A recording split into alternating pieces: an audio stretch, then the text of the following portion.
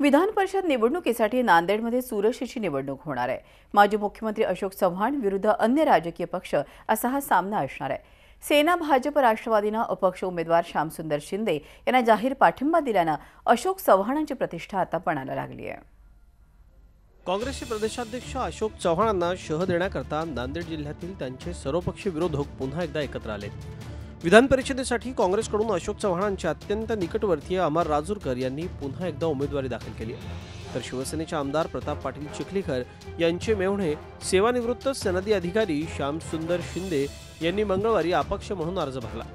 यावेळी शिवसेना आमदारांसह भाजपचे प्रदेश उपाध्यक्ष भास्करराव पाटील खदगावकर, इतर नेते आणि राष्ट्रवादीच्या जिल्हाध्यक्षांची उपस्थिती लक्षवेधी ठरली। मी नोकरीच्या येण्यापूर्वीपासून दादा साक्षीदार आहेत। समाजसेवा, लोकांना मदत करणे, काम करणे हा एक माझा छंद होता आणि सेवानिवृत्त झाल्यानंतर मी ठरवलं होतं की आपण या माध्यमातून लोकांची सेवा करावी आणि जेवढं काही चांगलं काम करता येईल, नवीन काय करता येईल याच्याकरता मी राजकारणात आलो। राष्ट्रवादी काँग्रेसने नांदेड जिल्ह्यात अशोक चव्हाणांना नेहमीच थेट विरोध केलाय।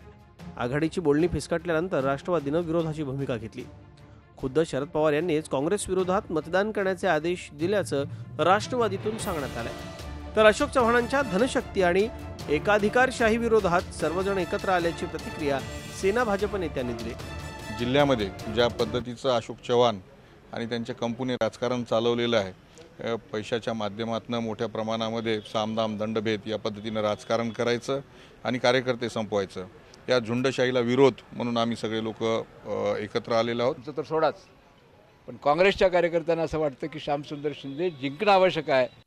ह्या ठिकाणी जर धनशक्तीचा आपल्याला प्रभाव करायचा असेल तर तो हारला पाहिजे। पूर्ण सपोर्ट जे आहे श्यामसुंदर शिंदेला द्यायचा आहे म्हणून सांगितलं। म्हणजे आपण काँग्रेसच्या बाजूने उभं नाही नाही हा पक्षादेश आहे का स्थानिक निर्णय आहे? अरे अध्यक्ष सांगायले जिल्हे याचे हिंदुस्थानचे।